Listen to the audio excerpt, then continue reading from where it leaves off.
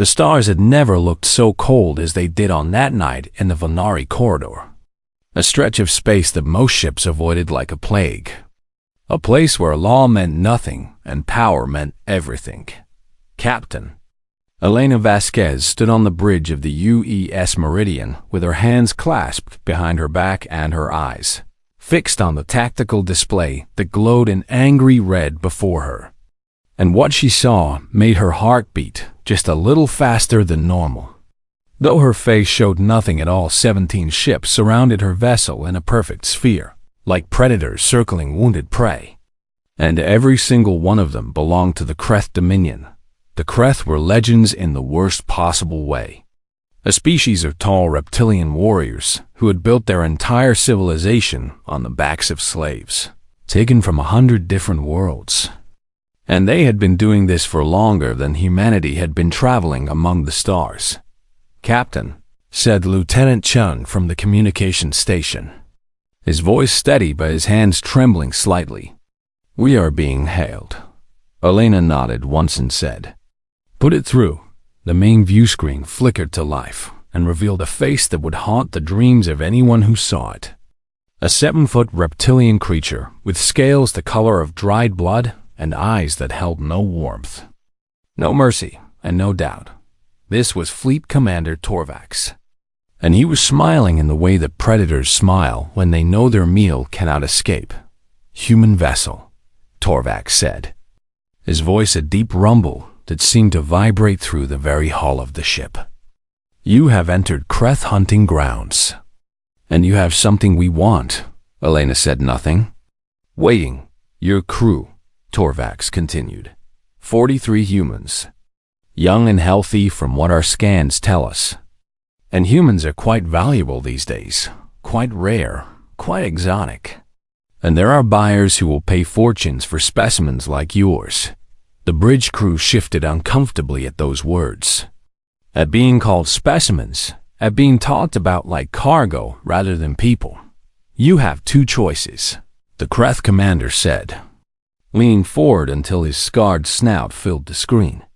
"Surrender your vessel and submit to processing, and we will be gentle, or resist. And we will crack your hull open like an egg and harvest whoever survives the vacuum." He paused and let that image sink in before adding, "Choose quickly, human. My crews grow hungry." The channel closed with a hiss of static, and silence fell over the bridge of the Meridian like a heavy blanket. Elena looked around at her crew, at the men and women who had trusted her with their lives when they signed aboard this vessel. And she saw fear in their eyes, real and honest fear. But she saw something else too. She saw resolve. "Chun," she said quietly, "open a channel to the Kreth fleet, all ships. Channel open." "Captain."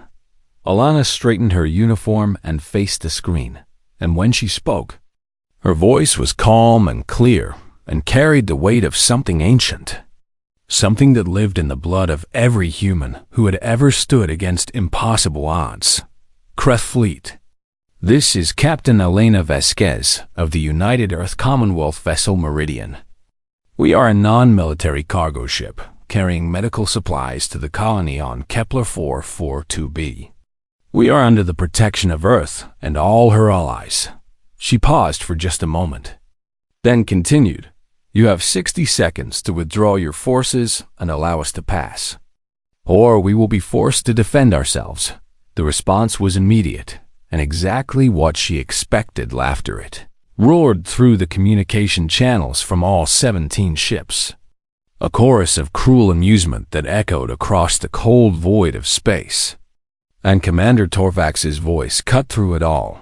"Defend yourselves," he said between fits of hissing laughter.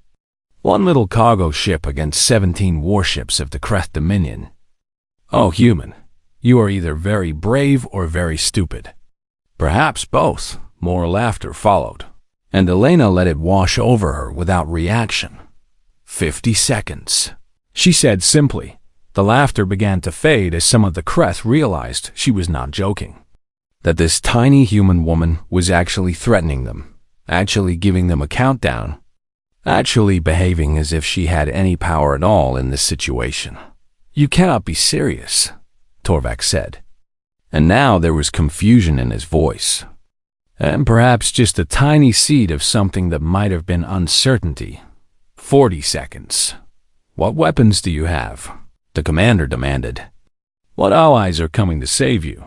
What fleet awaits beyond sensor range? Elena smiled then. A small and terrible smile that held no warmth. 30 seconds, Commander. I suggest you make your decision. Torvac slammed his clawed fist against his command chair and roared. This is madness. You have nothing. Our scans show no military-grade weapons, no hidden fleet. Nothing that could possibly harm us. 20 seconds. You are bluffing. 10 seconds. The Kreth commander stared at the screen. At this human who should have been weeping and begging for mercy. And he felt something he had not felt in a very long time. He felt doubt. 5 seconds, Elena said. 4, 3, 2, 1. She turned to her crew and gave a single nod. All hands. This is the captain speaking. Her voice echoed through every corridor and every room of the Meridian, reaching the ears of 43 souls who waited in the darkness for whatever came.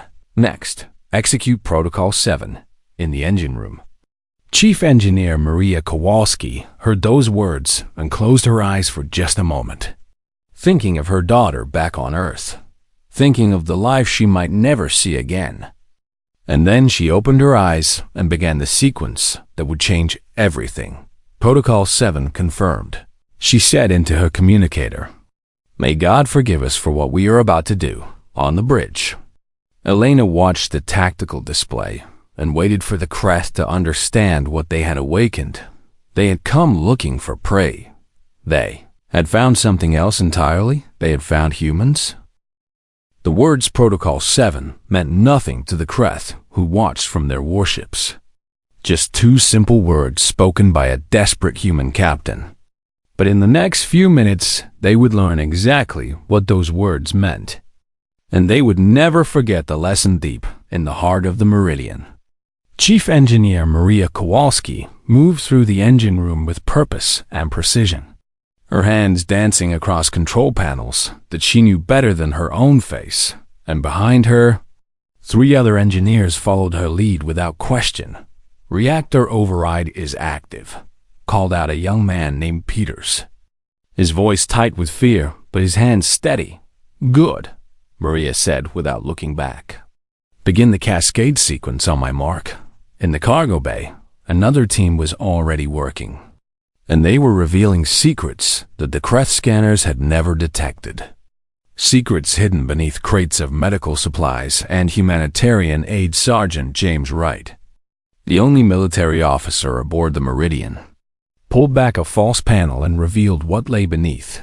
6 cylinders, each one about the size of a human torso, each one glowing with a soft and terrible blue light antimatter charges, not the small ones used for mining or demolition, but military-grade weapons capable of turning a small moon into dust. Gifts from Earth's Strategic Defense Command hidden among innocent cargo.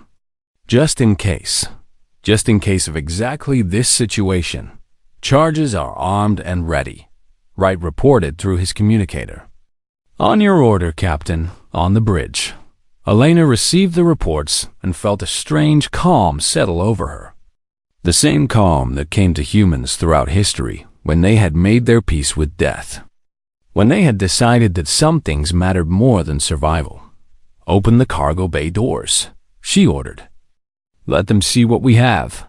The massive doors at the bottom of the Meridian slid open with a groan of metal, and the 6 antimatter charges floated out into the void, held in place by magnetic tethers. Visible to every sensor in the Kreth fleet, the reaction was immediate. Commander, screamed a Kreth officer on the nearest warship. I am detecting antimatter signatures, massive antimatter signatures. Enough to destroy our entire fleet several times over.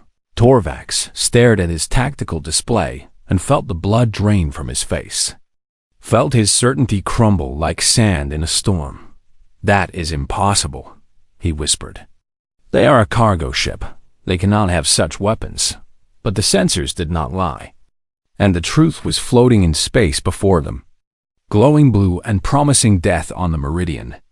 Maria Kowalski completed the reactor cascade sequence and reported to the bridge with a voice that did not waver.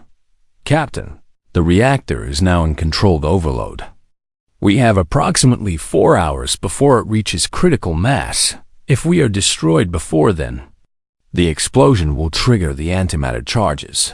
Elena nodded and opened a channel to the Kreth fleet. "Commander Torvax," she said, and her voice was steady as stone. "I trust your sensors have shown you what we carry. Let me explain what happens next." Torvax appeared on screen, and for the first time, his face showed something other than arrogance. It showed fear. "If you attack us," Elena continued, "our reactor will explode and trigger the antimatter charges. The resulting blast will destroy every ship within 50,000 kilometers. That includes all 17 of your vessels." She paused to let that sink in. "If you attempt to board us, my crew has orders to trigger the charges manually. The result will be the same." "You are insane," Torvax hissed. "You would kill yourselves just to kill us." "Yes," Elena said simply. "We would. But why?" the commander demanded. And there was genuine confusion in his voice. Confusion that came from facing something he had never encountered before. "Why would you choose death when you could live? We would not kill you. We would simply sell you. You would survive." Elena leaned forward, and her eyes burned with something ancient and fierce. "You would sell us as slaves. Commander, you would take away our freedom, our dignity, our very humanity. And you ask why we would choose death instead." She shook her head slowly. "Let me tell you something about my people. About humans, we have a very long history, thousands of years of it. And in that history, we have faced slavery many times. We have been conquered and occupied and oppressed by our own kind." Her voice grew harder, sharper, and every single time. "Some of us chose to die rather than submit, not because we wanted to die, but because we knew that some things are worse than death." She stood up from her chair and faced the screen directly.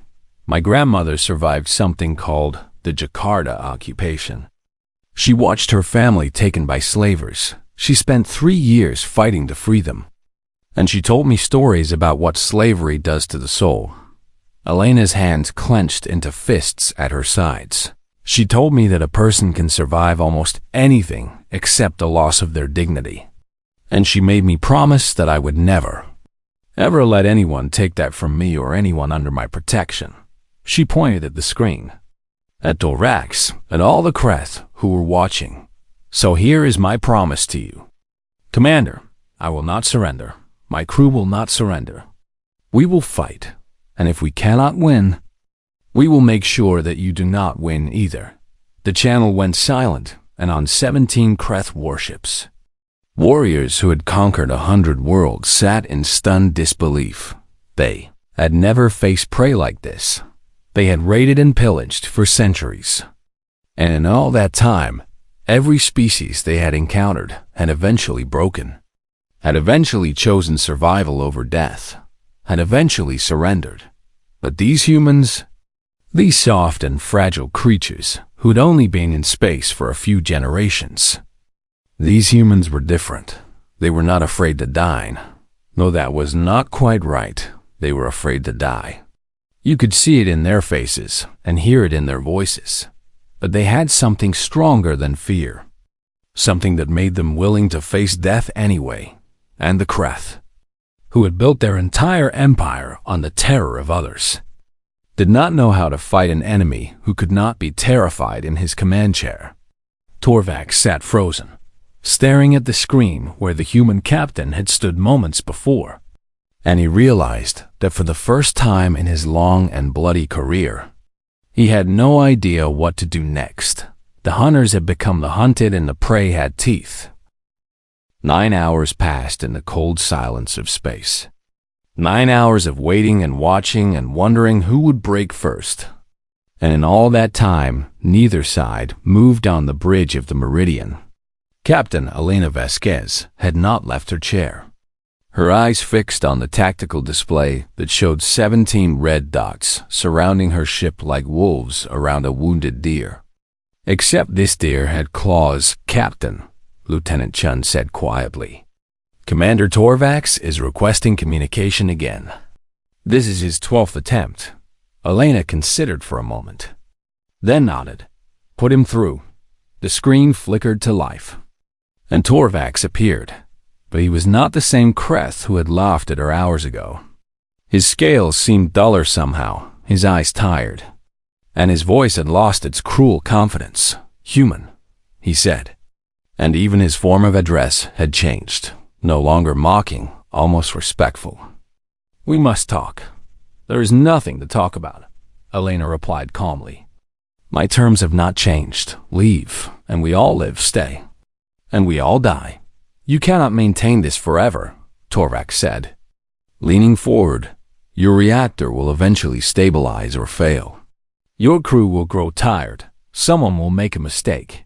Perhaps, Elena agreed. But can you afford to wait and find out? Can you afford to be wrong? The Kreth commander bared his teeth in frustration. Why do you make this so difficult? We could negotiate. I could offer to take only half your crew. I could promise good treatment, comfortable slavery. There are worse fates than serving in a wealthy household. Elena's expression did not change, but something in her eyes grew colder. You still do not understand, she said. There is no version of this where we surrender. There is no deal you can offer, no promise you can make. That will change what happens here today. But surely your crew does not all feel the same way, Torvax pressed, desperation creeping into his voice. Surely some of them would rather live as slaves than die as fools. Elena turned to her bridge crew, to the men and women who had stood with her through this nightmare, and she asked them a simple question. Anyone want to take the commander up on his offer? Silence was her answer, but not the silence of fear or uncertainty. It was the silence of resolve, the silence of people who had made their choice and would not waver. Lieutenant Chun spoke first. My grandfather died in the Seoul Uprising. He could have surrendered. He could have lived. But he said that freedom was worth more than life. I believe him. Ensign Sarah Park, barely 20 years old with tears streaming down her face, said, My whole family is waiting for me on Kepler 442b. They left Earth to build something new, something free, and I will not let anyone take that away from them. Even if I have to die, one by one, every member of the bridge crew spoke, sharing their reasons, their histories, their connections to the long human tradition of resistance against tyranny, and Commander Torvax watched in disbelief as these soft creatures, these fragile beings who should have been begging for their lives, stood united in their willingness to die. You are all mad, he whispered. No, Elena said, turning back to face him. We are all human. And this is what humans do when someone tries to take our freedom. We fight, we resist, we refuse, and if we cannot win, we make sure the victory costs more than it is worth. She leaned forward, and her voice dropped to something almost gentle. Go home. Commander, take your ships and your crews and go back to your families. Because if you stay here, if you force this confrontation, none of you will see them again. The channel closed, and Torvax sat alone on his bridge, surrounded by the finest warriors of the Kreth Dominion. And he felt something he had never felt before. He felt defeated without fighting a single battle. Hours passed, and the tension grew like a living thing, pressing down on everyone in both fleets on the Kreth ships. Arguments began to break out, officers questioning orders, crews whispering about the madness of dying for slaves that were not worth the cost. Warriors who had never known fear began to look over their shoulders on the meridian. The humans waited in silence, doing their jobs, maintaining their stations, preparing for whatever came next, and if they were afraid, they did not show it. At the 8-hour mark, something remarkable happened. One of the Kreth ships, a smaller vessel at the edge of the formation, broke away, and jumped to hyperspace without warning or explanation. Then another. Then 3 more. Elena watched the tactical display as the red dots began to disappear. One by one, as the Kreth fleet tore itself apart from the inside. "They are breaking formation," Chun reported. Wonder in his voice. "They are retreating." Elena said nothing. Just watched and waited. By the 9th hour, only 5 ships remained, clustered around Torvax's flagship like frightened children around a parent. The commander appeared on screen one final time, and he looked like a creature who had aged 1,000 years in a single night.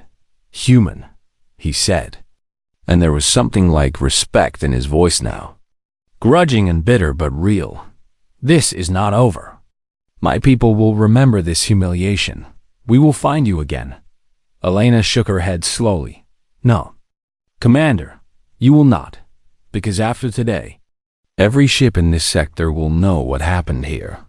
Every species you have terrorized will hear how a single cargo ship made the mighty Kreth Dominion run away." She stood up from her chair.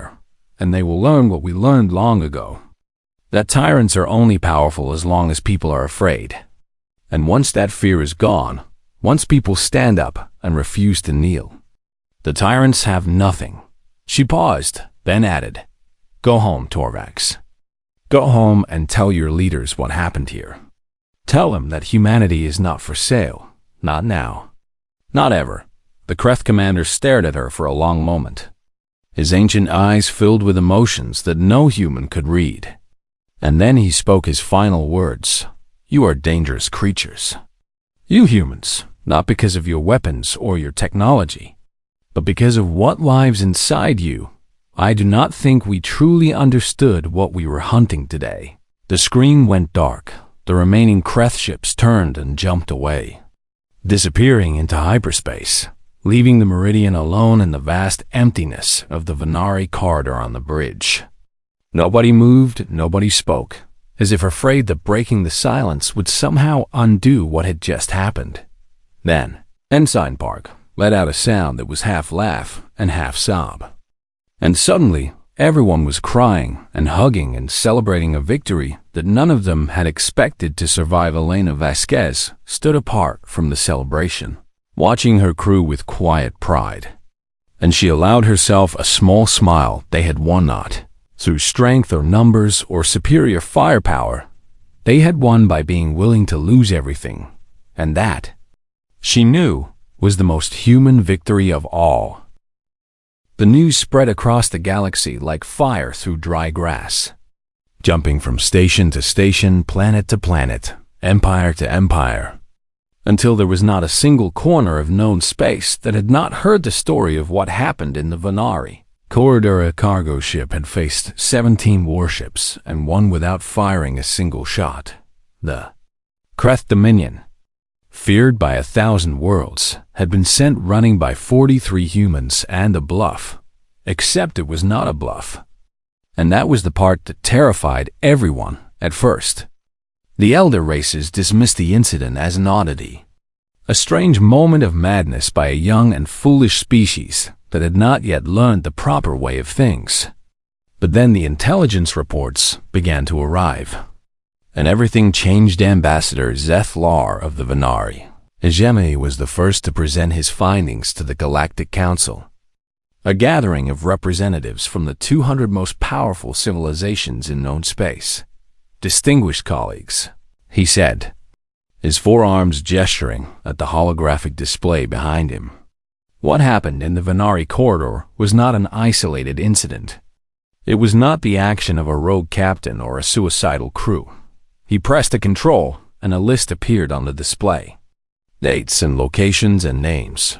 In the 53 years since humanity began traveling between stars, there have been 14 documented cases of human vessels facing certain defeat or capture. He paused to let that sink in every single case.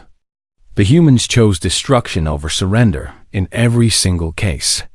They made the cost of victory so high that their enemies either retreated or died with them. Murmurs rippled through the council chamber, thousands of aliens shifting uncomfortably in their seats. The mining ship Constantine rammed the pirate cruiser rather than allow its crew to be taken, killing everyone on both vessels. Another image appeared, the colony transport. New Hope detonated its reactor when surrounded by Wrath Raiders.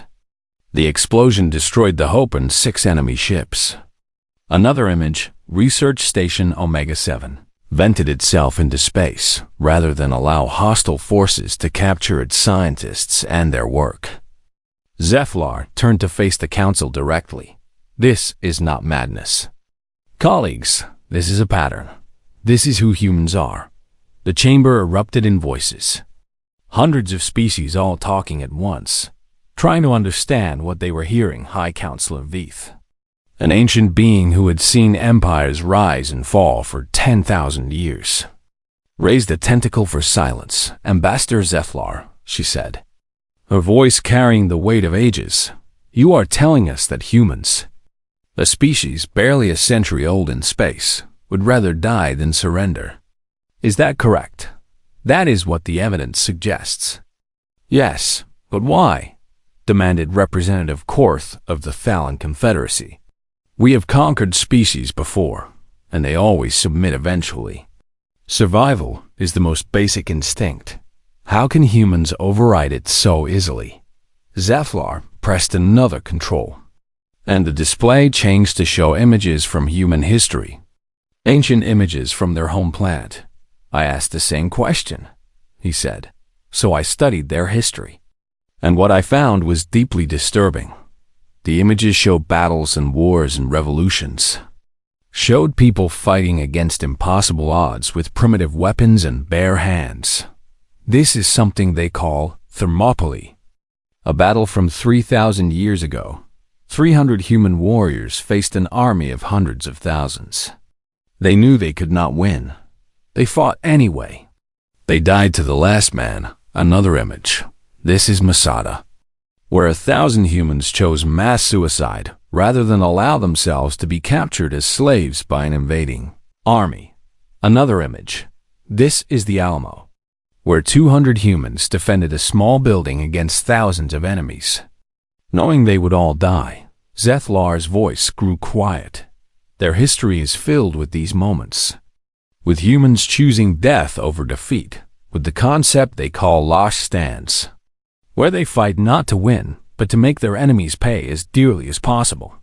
The council chamber had gone completely silent, and it is not just ancient history, Zeflar continued. They have something they call a human spirit, a cultural belief that surrender is worse than death, that freedom is worth dying for, that some principles matter more than survival. He turned off the display and faced his colleagues. They teach this to their children. They celebrate it in their stories and songs. It is woven into the very fabric of who they are. And we have been treating them as if they were like every other young species. High Counselor Veeth leaned forward, her ancient eyes troubled. What are you suggesting? Ambassador, I am suggesting that we have fundamentally misunderstood humanity. And I am suggesting that the Kreth Dominion learned this lesson in the most painful way possible. At that moment, the Kreth representative, a scarred warrior named Draxval, rose from his seat. The Kreth Dominion demands justice, he roared. The humans threatened our fleet with weapons of mass destruction. They endangered thousands of our warriors. This is an act of war. But before he could continue, Ambassador Chen Wei of the United Earth Commonwealth stood up. A small human woman facing a chamber full of giants. With respect to the representative, she said, her voice calm and clear. The Meridian was a cargo ship carrying medical supplies. It was attacked without provocation by 17 Kreth warships with the stated intent of capturing its crew for sale as slaves. She looked around the chamber, meeting the eyes of as many representatives as she could. My people defended themselves. They did not attack anyone. They did not fire a single weapon. They simply refused to surrender, and they made it clear what would happen if the Kreth did not leave. Draxval snarled. They threatened to kill themselves and take our warriors with them. That is madness. Chung Wei smiled, a small and knowing smile. Yes, we did, and we meant every word, because we would rather die free than live as slaves. And I think, Representative, that is what truly frightens you. The chamber erupted in chaos. Hundreds of voices arguing and shouting, but Chen Wei stood calmly in the middle of it all. Waiting for silence when it finally came, she spoke again. The Kreth asked why we would choose death. I asked this council a different question. Why would any species choose otherwise? We are not unique in valuing freedom. We are simply unwilling to pretend we do not. She paused, then added, every species represented in this chamber has stories of heroes who died rather than surrender. Every culture honors those who stood against tyranny, even when they could not win. We humans simply remember those stories better. She turned to face the Kreth representative directly. You came to take our people as slaves, and you found that the price was too high. That is not our crime, that is our right. The right of every thinking being to decide that some things are worth dying for. The chamber fell silent again. And in that silence, something shifted, something changed. Something that would reshape the galaxy forever. High Counselor Veith spoke the words that would echo through history. The council will adjourn to consider these matters. But I think I speak for many when I say that perhaps it is time we examine not only how we treat humanity, but how we treat all species who wish only to live free. She looked at Chen Wei with something like respect. Perhaps we have forgotten what our own ancestors knew, what they fought and died for, and perhaps humanity is here to remind us. The session ended, but the conversations had only begun, and across the galaxy, species who had lived in fear for millennia began to ask themselves a dangerous question. If humans could stand against the Kreth, why could they not do the same? The fire of freedom, long dormant, was beginning to burn again, and it had been lit by 43 people who refused to kneel. 1 year had passed since the Vanari corridor incident. 1 year of debates and arguments and negotiations that stretched across the galaxy. And now the Galactic Council had gathered for a vote that would change everything. The chamber was full to overflowing. Representatives from every major civilization packed into seats that had been empty for centuries. Because everyone understood that what happened today would reshape the very foundations of galactic law. High Counselor Veith rose from her ancient throne and addressed the assembly. Colleagues, she said, her voice carrying to every corner of the vast chamber. We have argued for a year about what happened in the Vanari corridor. We have debated the rights of species and the limits of power. We have questioned everything we thought we knew about civilization and freedom. She paused, her tentacles spreading in a gesture that conveyed weariness and determination in equal measure. Today we vote on Article 7 of the Sapient Rights Convention, a law that will either enshrine what the humans taught us or reject it entirely. And I believe this vote will define who we are as a galactic community for generations to come. The chamber fell silent as the text of the proposed law appeared on every display article. 7 was simple in its language, but revolutionary in its implications. No vessel could be forced to surrender under threat of force. The right of any crew to resist capture, even unto death, was recognized as a fundamental expression of sapient dignity. And any entity that attempted to enslave or forcibly detain a crew that had declared its intent to resist would bear full responsibility for all consequences. The Kreth representative Drax Vol rose to speak against the measure one final time. This is insanity, he growled. You are giving every ship in the galaxy the legal right to become a suicide bomber. You are making it impossible to enforce any law, to capture any criminal, to maintain any order. But before he could continue, another voice cut through the chamber, calm and clear and familiar. May I respond to the representative? Ambassador Chen Wei of the United Earth Commonwealth stood at her place, and every eye in the chamber turned to her. The Kreth speak of order, she said, but what they mean is obedience. They speak of law, but what they mean is power. They speak of maintaining civilization, but what they mean is maintaining their ability to take whatever they want from whoever they want. She stepped forward, leaving her designated area, walking toward the center of the chamber where all could see her.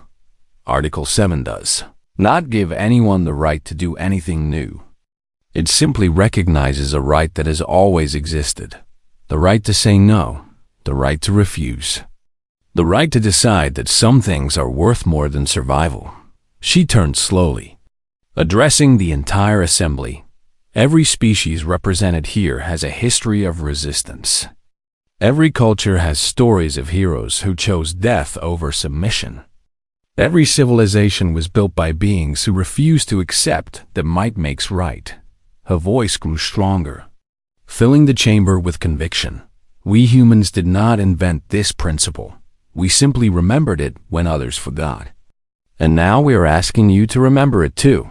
She pointed at the display showing Article 7. This law will not create chaos.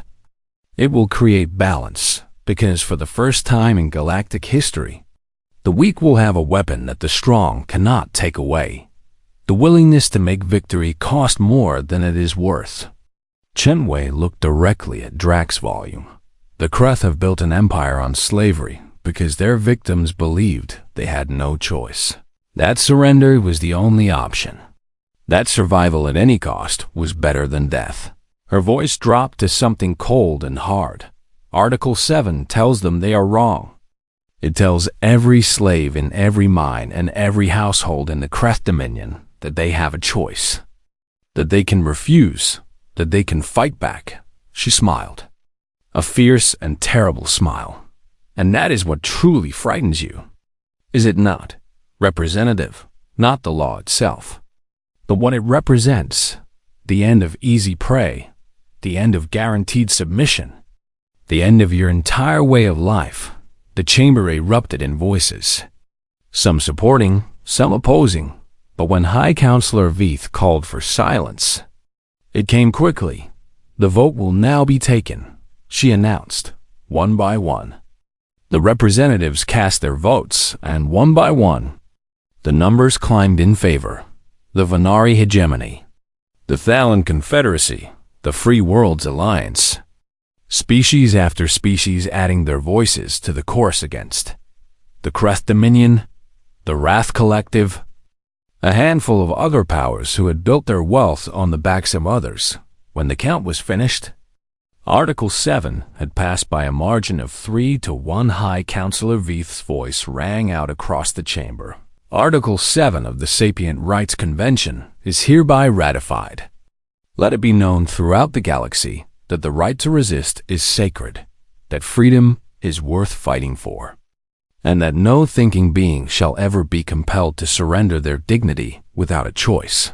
She paused, then added, let this law be known as the human doctrine, in honor of the species that reminded us what we had forgotten.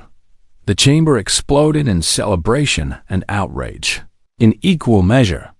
But Chen Wei stood silent in the center of it all, her eyes closed, thinking of 43 people who had been willing to die for this moment later that day. She received a communication from Earth, from a woman she knew well. Captain Elena Vasquez appeared on the screen, looking older than Chen Wei remembered. Tired but content, Ambassador, Vasquez said. I heard about the vote. Congratulations. Chen Wei smiled. The congratulations belong to you, Captain. None of this would have happened without what you did in the Venari corridor. Vasquez shook her head. I just did what any human would have done. What any thinking being should do when someone tries to take their freedom.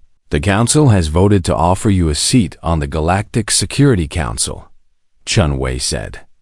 It is a great honor, one that has never been offered to a human before. There was a long silence. And then Vasquez smiled, a small and weary smile. Please thank the Council for me. But I think I will decline. I am not a politician or a symbol. I am just a freighter captain who got lucky. She paused, then continued. The real victory is not the law, Ambassador. It is what the law represents.